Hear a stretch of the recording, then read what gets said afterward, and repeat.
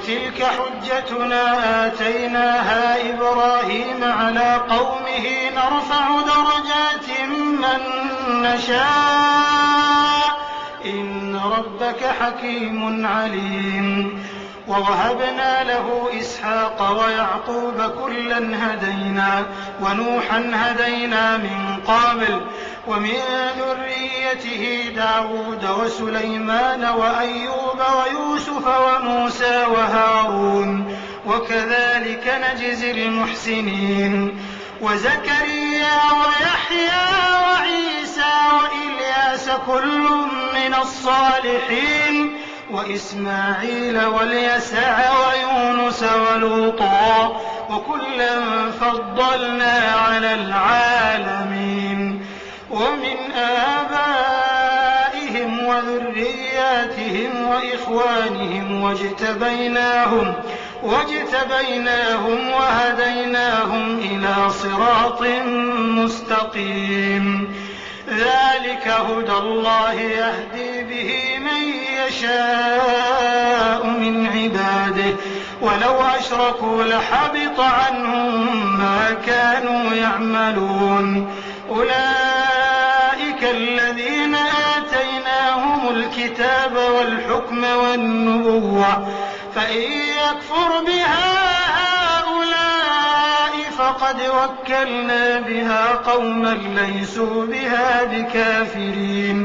أولئك الذين هدى الله فبهداه مقتده قل لا أسألكم عليه أجرا إن هو إلا ذكرى للعالمين.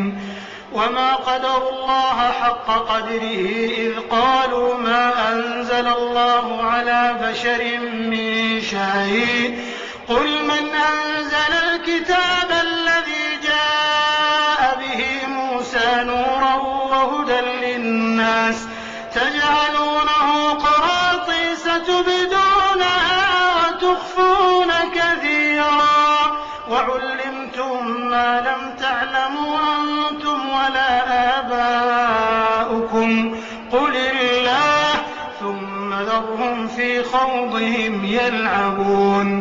وهذا كتاب أنزلناه مبارك مصدق الذي بين يديه ولتنذر أم القرى ومن حولها والذين يؤمنون بالآخرة يؤمنون به وهم على صلاتهم يحافظون.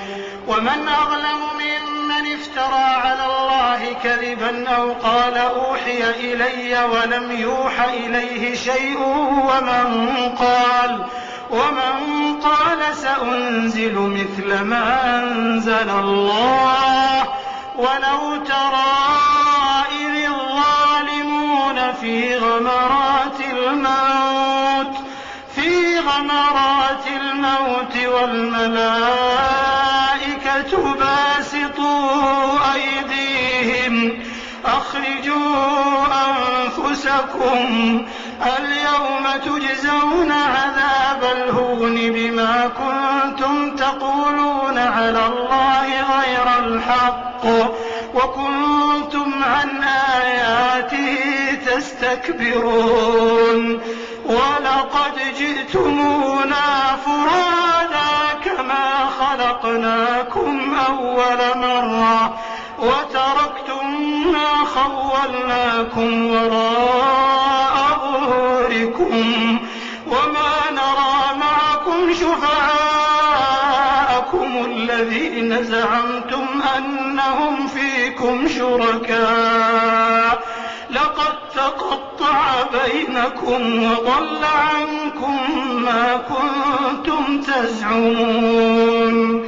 إن الله فالق الحب والنوى يخرج الحي من الميت ومخرج الميت من الحي ذلكم الله فأنى تؤفكون. فالق الإصباح وجعل الليل سكنا والشمس والقمر حسبانا ذلك تقدير العزيز العليم.